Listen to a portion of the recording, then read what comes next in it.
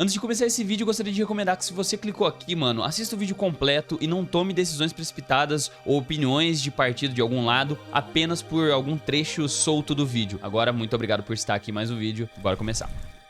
Kobe Bean Bryant, nascido dia 23 de agosto de 1978 na Filadélfia. Foi um ala comparado com Michael Jordan nos anos 2000, um dos maiores jogadores que o Los Angeles Lakers já teve. Campeão de 5 troféus da NBA, ídolo de milhões de pessoas por sua mentalidade competitiva e dedicação ao basquetebol. Até hoje lembrado com muito carinho pelos fãs do atleta que ele foi e pelos torcedores do Lakers por todo o seu legado. Ainda mais após sua morte trágica no começo de 2020, em um acidente de helicóptero junto com a sua filha Gigi Bryant. Mas Kobe Bryant tem um capítulo obscuro na sua carreira que ele nunca vai conseguir apagar. Uma acusação de estupro que eu vou te explicar a respeito de tudo isso no vídeo de hoje. A notícia veio a público em julho de 2003. E nessa época, Kobe já tinha sido preso e já havia sido solto mediante uma fiança. E ele estava respondendo a um processo de estupro e assédio de uma jovem recepcionista de um hotel de 19 anos de idade. Kobe nessa época tinha acabado de ser 3 vezes consecutivas campeão com o Los Angeles Lakers, nos anos de 2000, 2001 e 2002. Tranquilamente, nessa época ele era um dos atletas mais influentes e importantes do mundo. Por conta disso, a mídia que o cercavam e todos os seus fãs gostariam de saber mais a respeito do caso. E começou da seguinte forma: na temporada 2003, o Los Angeles Lakers foi eliminado pelo San Antonio Spurs na segunda rodada dos playoffs. E no dia 30 de junho de 2003, um mês antes do caso vir a público, foi o dia em que Kobe Bryant fez check-in no quarto 35 do Lord & Spa Cordillera na cidade de Edwards, no Colorado. A estrela do Los Angeles Lakers chegou ao Colorado para se submeter a uma astrocopia no joelho direito, que estava marcado para o dia 1º de julho de 2003. Na cidade de Edwards tinha um dos melhores médicos de joelho de todos os Estados Unidos. O Lakers naquela época era o favorito para ganhar o 4º título consecutivo. Mas após o ocorrido dessa off-season do Lakers, combinado com o desleixo do Shaquille O'Neal de ganhar um pouco mais de peso durante a off-season, o relacionamento dos dois piorou muito nessa época. E o Kobe, buscando estar 100% para a próxima season, estava sofrendo por conta de longas cargas de estresse no joelho de uma tendinite, que incomodou o astro durante toda a temporada de 2003. E após os playoffs ele decidiu tirar esse tempo para poder se recuperar. Aí antes de passar pelo procedimento, o Kobe ficou hospedado nesse hotel durante um dia apenas. E nesse complexo, um dos hotéis mais luxuosos lá de todo o Colorado, foi onde ele conheceu essa jovem branca de 19 anos. Ela ficou encarregada de mostrar todas as instalações do hotel para Kobe e toda a sua equipe. E uma observação nesse ponto: ela estava fazendo hora extra nesse dia por conta de que ela queria muito conhecer o Kobe, ela era fã dele e gostaria de pegar um autógrafo do jogador. E após ela apresentar todo o hotel para o Kobe e sua equipe e eles ficarem já alocados nos seus quartos, Kobe convidou ela para voltar até o seu quarto mais tarde. E assim ela fez conforme o pedido do Kobe Bryant. Porém, na manhã seguinte ela procurou um hospital e logo em seguida a polícia para poder abrir uma queixa de estupro. Após fazer um exame pós-trauma, que é muito comum nessas acusações, o legista determinou que ela tinha traumas nas paredes vaginais e marcas de contusão no seu pescoço. E por volta das 11 horas da noite naquele mesmo dia, Kobe foi abordado pela polícia do Colorado. E ele foi questionado a respeito de ter tido algum tipo de relação sexual com aquela mulher, seja consensual ou não, e ele negou toda e qualquer relação com aquela moça. Mas foi aí que a polícia apresentou provas do seu exame físico, e foi aí que o Kobe assumiu ter tido relações com aquela mulher, porém de forma 100% consensual. A polícia pediu as amostras das roupas do Kobe que ele estava usando naquela noite, e um exame foi feito tanto nas roupas da moça quanto nas roupas do Kobe. E foi encontrado vestígios de sangue tanto na camiseta de Kobe Bryant quanto na calcinha da moça. Kobe perdeu contratos milionários com o McDonald's e com a Nutella inclusive, e o Lakers se encontrava numa situação praticamente impossível de resolver com o grande franchise player do time. Mas nesse ponto foi feito mais exames nas roupas utilizadas por ambos os dois, e foi encontrado também o DNA de outro homem nas roupas da moça, além da parte de defesa ter ido atrás do histórico dela e ver que ela era uma pessoa viciada em remédios. Aí acabou que nesse ponto da história muita gente ficou contra ela, tomando parte pro lado do Kobe como se ela tivesse manipulado toda essa situação. Poucos dias depois, o Kobe foi preso por agressão sexual, mas logo em seguida foi solto mediante um pagamento de uma fiança de $25 mil,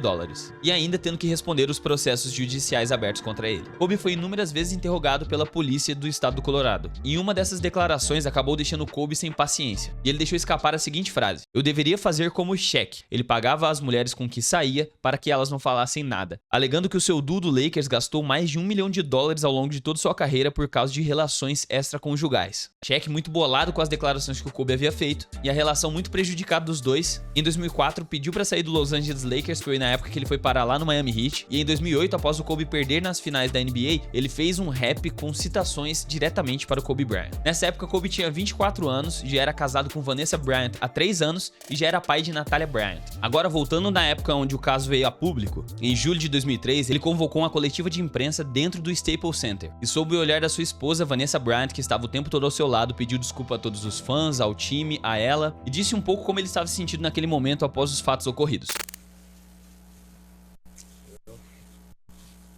I didn't force her to do anything. I'm innocent. And I sit here in front of you guys, furious at myself. Disgusted at myself for making a mistake of adultery. You know, I love my wife with all my heart. I'm so sorry. Having to put you through this, having to put our family through this. I'm a human being. I'm a man just like everybody else. Together, my wife and I, and our family, we're going to fight these false accusations. I appreciate everybody out there for your support. We need your support and prayers now more than ever. Thank you.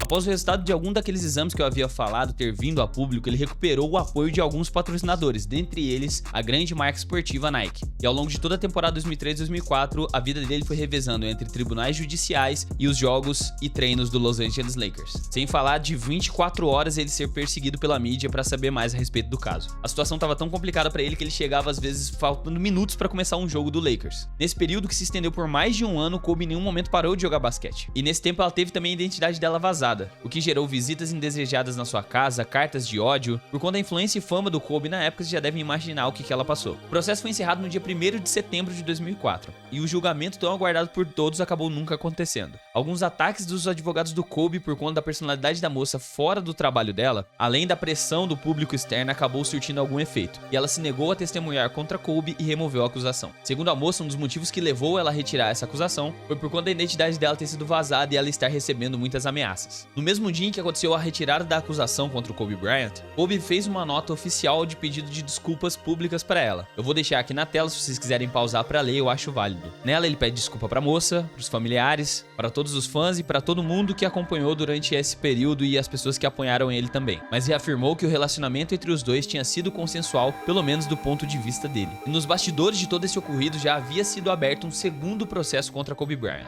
mas dessa vez por danos morais, por terem vazado informações pessoais da moça e por ela ter a sua privacidade invadida pela mídia norte-americana e por um tipo de desprezo e ódio público. Esse segundo acordo veio a ser resolvido 6 meses depois, em março de 2005. Não sabemos ao certo quanto foi o valor, mas especialistas dizem que um combinado gerou em torno dos 2,5 milhões de dólares. O que gera uma vírgula no processo, né? Porque se uma pessoa está certa e quer justiça perante ao ocorrido, não ia querer desistir do caso removendo a acusação. Por outro lado, se o atleta tivesse 100% certo, não ia abrir mão de fazer algum tipo de acordo financeiro, né? Assim, pelo menos ao meu ver. Após essa situação, Kobe deu um anel de 4 milhões de dólares para Vanessa Bryant como pedido de desculpas, fez uma tatuagem em seu braço também com o nome da esposa Vanessa e, buscando reconstruir a sua imagem, se fechou completamente para distrações externas. Agora sim, o seu duo dinâmico no Lakers, Shaquille O'Neal, ele inventou seu alter ego de dedicação chamado de Black Mamba, uma mentalidade inabalável de um campeão que estava disposto a se dedicar mais do que 100% àquilo que ele tinha de objetivo, ao basquetebol. E também buscando separar um pouco de quem era o atleta Kobe Bryant, quem era a pessoa Kobe Bryant. E foi nessa época que veio a transição do número 8 para o número 24 do Los Angeles Lakers. Dentro das quadras, Kobe teve que esperar quase 6 anos para voltar a ser campeão da NBA, conquistando mais um título com o Lakers em 2009, seguido de um 5º título em 2010. E ao ganhar o seu 5º título, quando foi perguntado qual era a sensação de ser 5 vezes campeão da NBA, ele respondeu: Just got one more than Shaq. Porém, sua reputação jamais conseguiu se recuperar completamente aos olhos de muitos torcedores do Lakers e amantes de basquetebol, independente da sua dedicação ao esporte, filantropia e projetos sociais que ele fez após o ocorrido. Um exemplo é quando ele recebeu o seu Oscar em 2018 pelo curta-metragem chamado Dear Basketball, que significa Querido Basquetebol, que adaptou para o cinema uma carta de amor que ele escreveu para o esporte e o quanto ele mudou a sua vida. Kobe foi o ato de muitas críticas relembrando o ocorrido de 2003. Meio que não queriam aceitar o fato de terem dado o Oscar a um cara que teve um processo sucesso como aquele. Se você for fã de Kobe Bryant e achar que ele é inocente, é totalmente compreensível. E se você também acha que ele é culpado e foi pouco a punição que ele recebeu por conta do caso, também é compreensível. Porque 100% de certeza do que aconteceu na madrugada do dia 1º de junho de 2003, a gente nunca vai saber. Não tem como ter uma certeza absoluta a respeito do caso. Mas eu, Guibeira, particularmente fiz esse vídeo para poder lembrar a vocês que mesmo atletas, ídolos, jogadores de basquete que a gente tanto admira também são humanos. E por mais que eles sejam admirados por milhões de pessoas, eles cometem erros e têm arrependimentos que vão carregar pelo resto da vida. Assim também como fazem coisas incríveis que eles vão se orgulhar e servir de espelho para milhões de pessoas. É aí que eu deixo para vocês tomarem suas próprias conclusões e apenas apresento os fatos. Não esquecendo de citar que esse vídeo aqui foi inspirado em um vídeo do canal Bandeja. E fica a minha recomendação porque o trampo deles também é muito brabo. E o vídeo de hoje foi esse, eu espero que vocês tenham gostado. Se você se sentir confortável, deixe a sua opinião aqui nos comentários. E se você gostou do vídeo, você pode considerar também se inscrever aqui embaixo, ativando o sininho de notificações para não perder mais nenhum vídeo e receber tudo em primeira mão. E se possível, também deixar o like que ajuda o YouTube a entender que você gostou do conteúdo e recomenda para mais amantes de basquete. A gente se vê no próximo vídeo, vou deixar todas as minhas redes sociais, assim como meus outros canais do YouTube aqui na descrição. Até a próxima e falou!